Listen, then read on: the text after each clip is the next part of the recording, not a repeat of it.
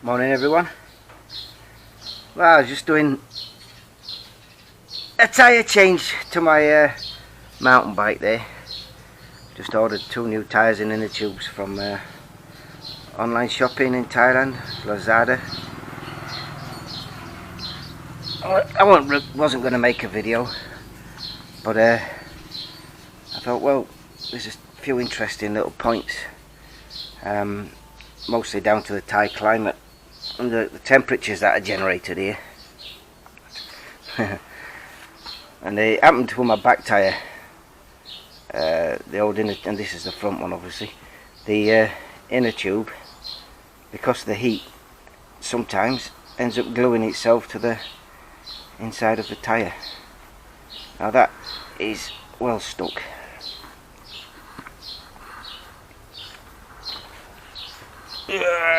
Don't want to move. Obviously I need 2 hands. I'll get it off without hopefully tearing it. But I bought 2 new inner tubes anyway to go with the tyres. The other thing is I've got these Mavic cross trail wheels. Good wheels, expensive. But I'm going to go over that with a stiff brush to try and get some of this corrosion off.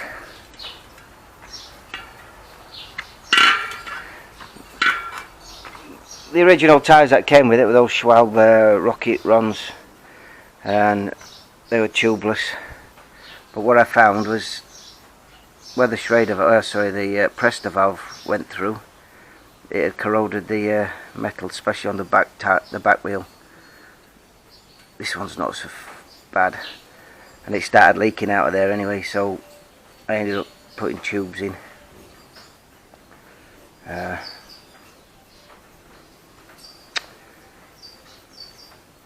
It's 8 tubes anyway, so it's alright.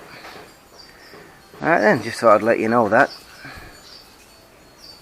Just things to look out for here.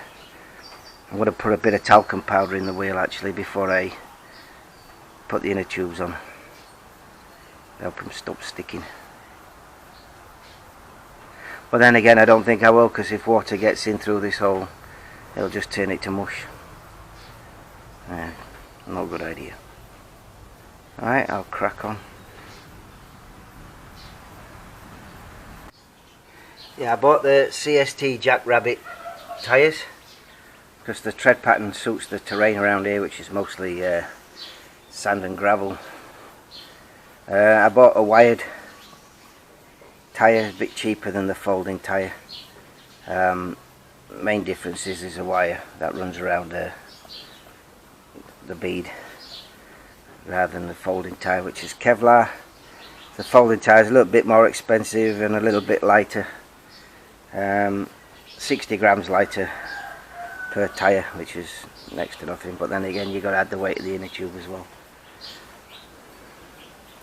Well, it doesn't really affect anything unless you're a top-notch rider racing and competition. So I'll carry on fitting the inner tube. So I've got the tube here.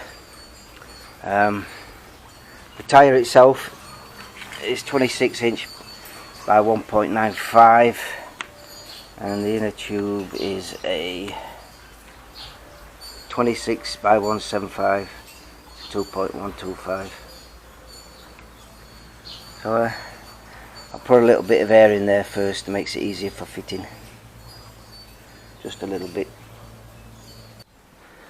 Obviously when you're fitting tyres, just check whether they are rotational or not.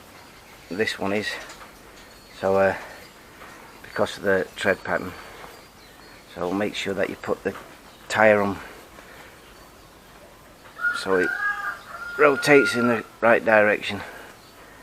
Right then, inner tube's in place. Just make sure you push it up like that. That way when you put the bead on, you're not going to nip the tube. That's important. Right, I've just inflated the tyre to its maximum. recommended pressure, which is 65 psi. No problems there. Check around the rim, make sure it's even all the way around, which it is. No dramas there. Remove the pump valve, make sure you screw the lock nut in place. The kit came with a Schrader valve fitting, which is useful to put on if you have a puncture anywhere, and you can use like a motor car or a motorbike type garage to inflate if you don't carry a pump. Came with a tyre lever, 2 tyre levers, these black ones, tits on a fish, about as useful as, just snapped, cheap plastic crap. This is my kit here, what I always take with me on the bike. Got 3 levers there, good quality, never had a problem with those. Right then, I'll carry on. So this is the main reason I bought the new tyres, as this one's got quite a nasty tear on the side wall, and they're knocking on, so it's time to replace. Can't beat a fresh bit of rubber, I suppose. You get well stuck on the old bead though, quite hard to get off these tubeless rims. Pain in the backside. I needed 2 hands, but I've just popped it off, so it comes off easy now.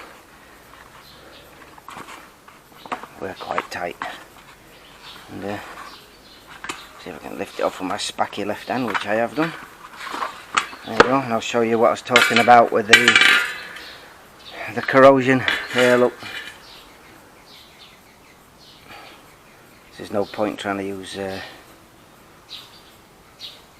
tubeless tyres and the tubeless valve.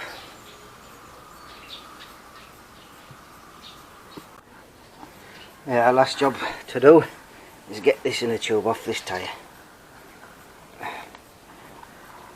Keep it as a spare.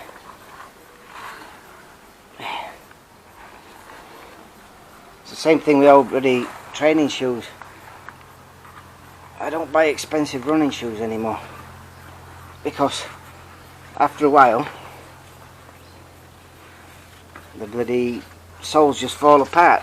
You know, the heat and humidity, the glue, doesn't matter what brand it is, Nike or Adidas, I've had a lot,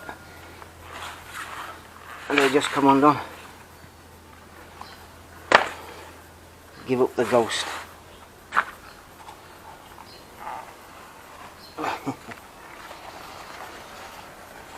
Yeah, okay.